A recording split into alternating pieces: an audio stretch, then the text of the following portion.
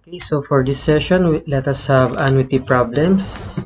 It will involve here ordinary annuity and then annuity due as well as deferred annuity. So for this problem, Mr. Goku purchased a small lot in a subdivision. So meron siyang down payment requirement of 300,000 pesos. And then we have an amortization of 11,500 every 6 months for the next 8 years.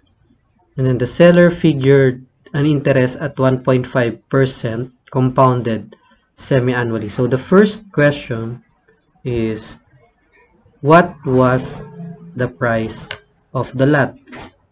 We can illustrate this by knowing first what or how much period do we need to place into our cash flow diagram, ano?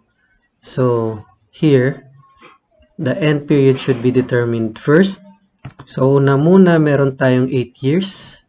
And then it will occur twice a year kasi every 6 months for the next 8 years. So, meaning that is a semi-annual occurrence of the payment. So with that, meron tayong total of 16 periods. So we place that into our cash flow diagram. Now let's say this is our cash flow diagram with total of 16 periods, ano?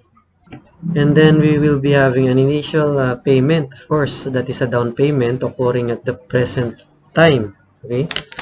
And obviously we will be using the present time here, no? And then we have here the equal payments for 16 periods. At ito, 1.5% interest rate compounded semi-annually. So we must have to divide that by 2. So we'll be having 0.0075.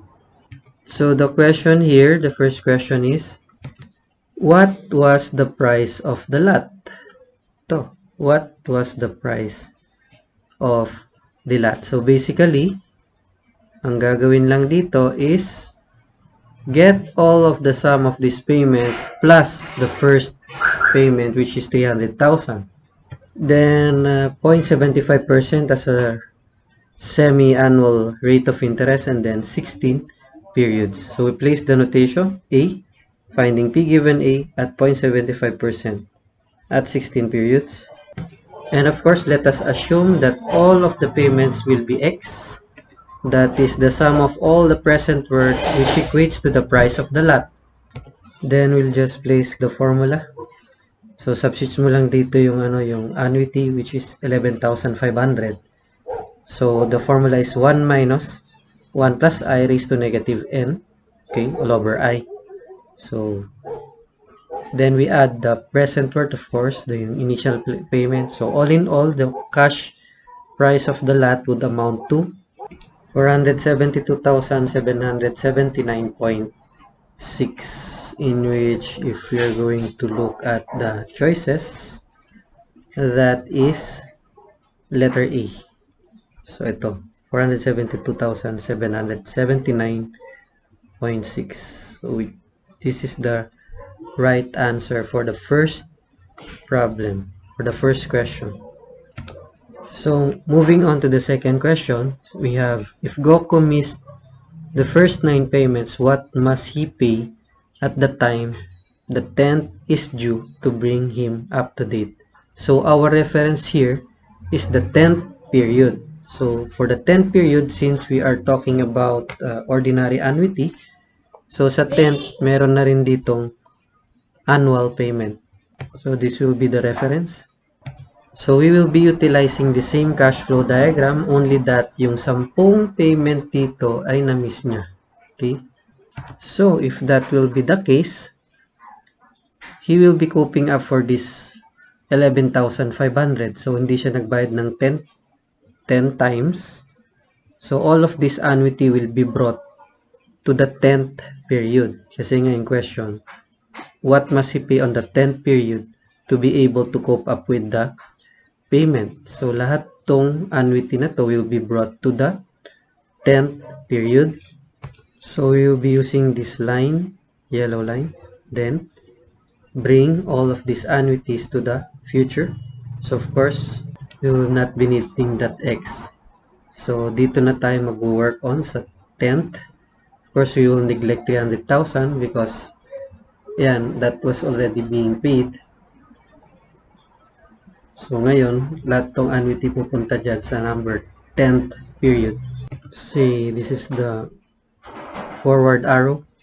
So of course, the annuity times F given A 0.0075 with 10 periods. So that's it.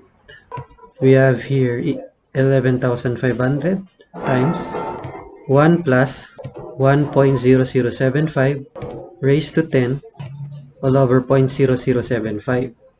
So with this, we just compute this, and this will be the amount he must pay in order for him to cope up with the 9 missed payments up to the 10th period. So I'm sorry with this formula. Correcting that, we have 1 plus I raised to n minus 1. So this, our answer will be equal to 118,159.9 pesos. So looking at the choices, we have letter C. Okay, moving on to the next problem. We have, after making 8 payments, Goku wished to discharge his remaining indebtedness by a single payment at the time when the 9th regular payment was due. Okay. What must he pay in addition to the regular payment then due? So this question is something tricky in a sense that sabi dito making 8 payments, after make 8 payments. Pero yung question, take note, 9th. So the reference should be 9th.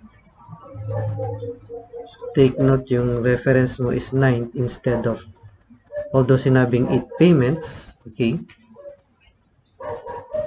Pag 9th na daw, magkano ang dapat niyang idagdag para tapusin niya na lahat ng utang niya, so that on the 9th period, bayad na lahat. So that is the condition on this problem. And so with that, I think we can also utilize this cash flow. But in here, nakabayad na siya ng 8 payments, pero mag-spill over ng 9 kasi ang condition sa problem is that magkano ang babayaran niya sa 9th period so that tapos na lahat ng utang niya. So we will consider that 9th payment was already paid also. That is the assumption here kasi nga tinanong magkano pang babayaran niya kapag nag-due yung 9th period. So let us take a review on that. After making 8 payments, okay, 8 payments, gusto niyang i-discharge his remaining indebtedness by a single payment at the time when the 9th regular payment was due. Okay, so meaning the assumption here that the 9th period was already paid on that time. So ilan pa yung niiwan? So 7 pa yan. So 16 minus 9, we have 9 annuities to consider for us to consider the 9th period. Pagkatapos, bring all of these remaining payments to the 9th period. So all of this 11.5 remaining, 7 yan. So lagay mo, back calculate it to the 9th period. We have A times finding P given A. Then we have the same rate of interest when we have 7 periods remaining. So this equates to 11.5, 1 minus 1.0075 raised to negative 7 all over the same rate of interest, and then we will yield to 78,138.34. So, ito yung babayaran niya on the 9th period para tapos na lahat ng utang niya. So, kanya na yung lote without any indebtedness. Okay, so if we look at the choices here, kitang-kita, yung answer dito is letter A. Okay, so that's for this problem. So thank you and have a good day.